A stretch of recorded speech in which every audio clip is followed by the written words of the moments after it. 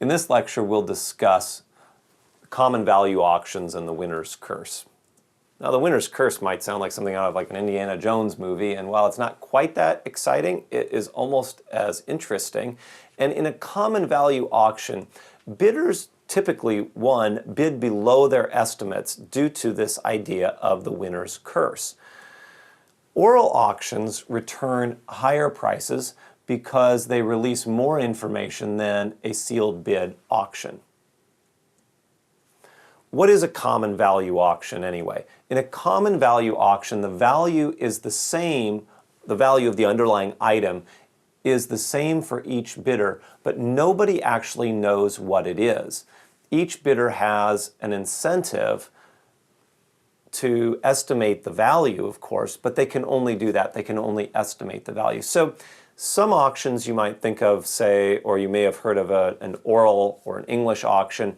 A classic example would be an estate sale where perhaps a piece of furniture is being auctioned. That's not what we're talking about here. In that case, you could think about, say, a bedroom set as having different values to different buyers. Everybody can see the bedroom set, but for sentimental purposes, or I might like oak and somebody else might like cherry wood, all number of possibilities. We could imagine a number of different bidders, all of whom would place different values on that particular bedroom set. That bedroom set does not have a common value among the bidders.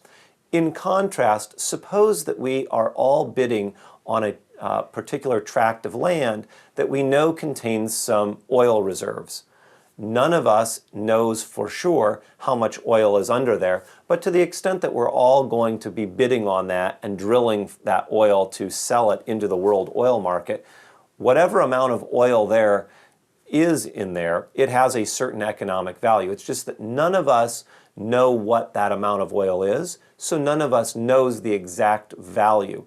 But we would all agree upon the method for valuing the oil if we knew that there were 1 million gallons or barrels of oil and every barrel was worth $30 per barrel. We would all agree that then that 1 million barrels of oil was worth $30 million.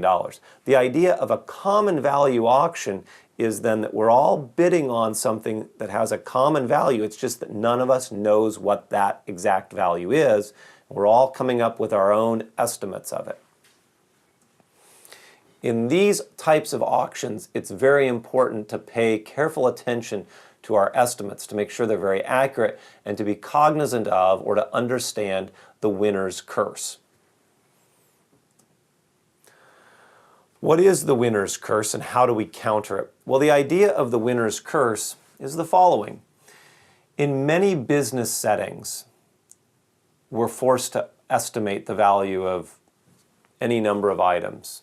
If I'm a stock analyst, I may estimate the value of many stocks, and sometimes I'll be too high, and sometimes I'll be too low. But if on average I'm unbiased, that means my distribution of errors might have a bell curve shape. Sometimes I'm a little bit too low, other times I'm too high, and if sometimes I pay too much for a stock and other times I pay a little bit too little, well, on average, that will average out, and my profit margin should, on average, be what I expect. Because the times when I'm overconfident or over-optimistic, yeah, I pay too much and I earn less than I thought. But the times when I'm too pessimistic or I estimate too low, I pay lower than I think that I should, and actually I might earn a higher return than I do on average.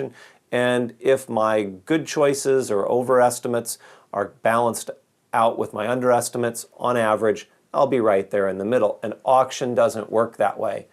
An auction only, or an auction works and somebody wins an auction only when they are the highest bidder.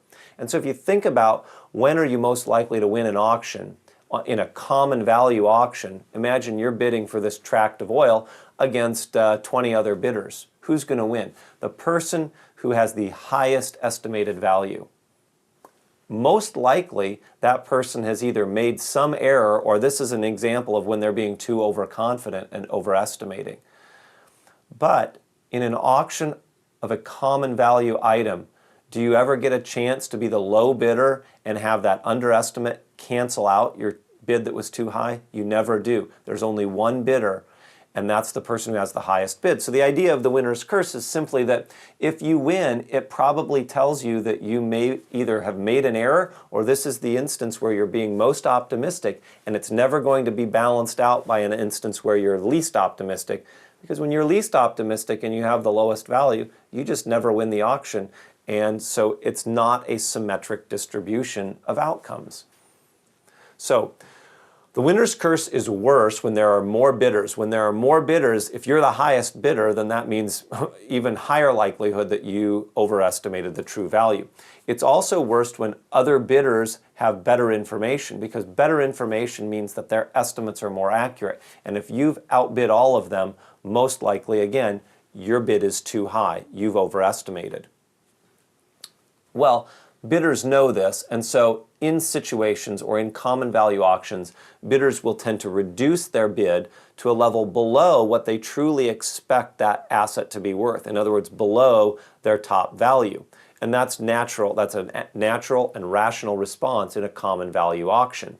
Now, if you're the auctioneer, one of the things you can do to ensure the highest possible value is do anything you possibly can to mitigate these two situations.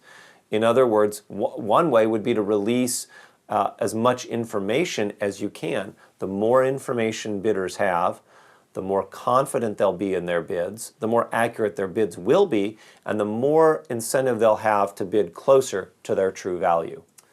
If we go back to an example that we talked about in the very beginning of this class, it was an instance of overbidding for the OVI gas tract. In that instance, a geologist recommended to senior management that a tract of oil, a common value tract that they didn't know the true reserve level, had an estimated value of $5 million. And senior management, we saw in that instance, outbid or quadrupled that estimate and bid $20 million. The next highest bid came in at only $750,000. And we asked what was wrong. One thing that was wrong was that senior management's incentives were tied not to the profits and losses on a particular tract of oil, but simply to the reserve level. And they had an incentive to acquire that at any possible cost because they were being rewarded for the upside, but not penalized for the cost or economic loss that they incurred. But here now we see a second reason why bidding may be too high, or another pitfall in bidding for this type of asset, and that is the winner's curse. Knowing that you win that type of auction only when your estimate is the highest among all of your competitors is a second reason why we might expect to see overbidding or lower than expected returns for the winner of the auction. And it's another reason to be cognizant of that and to reduce your bid if you're bidding in this kind of setting, depending on the level of competition and the level of information that your competitors possess. So, to recap, bid less aggressively if more bidders join the bidding or auction process. Oral auctions will tend to fetch a higher price, but tend to be somewhat vulnerable to collusion and other situations. And here's another instance or interesting thought. On eBay, many bidders wait until the last minute to submit their bids. eBay has a common value component. Bidders wait in order to hide their information, but by waiting until the last second of the auction to submit bids, the sniping process prevents other bidders from having as much information as they might about what other bidders are doing. So by submitting bids at the last second, bidders can actually turn an oral auction into a sealed bid auction. And to combat this strategy, some auctioneers will automatically extend an auction for 5 minutes following the receipt of any last second bid. So that's another strategy that auctioneers may use in order to combat this type of strategic behavior among bidders. We've talked about common value auctions and some of the economic characteristics. Thanks for listening.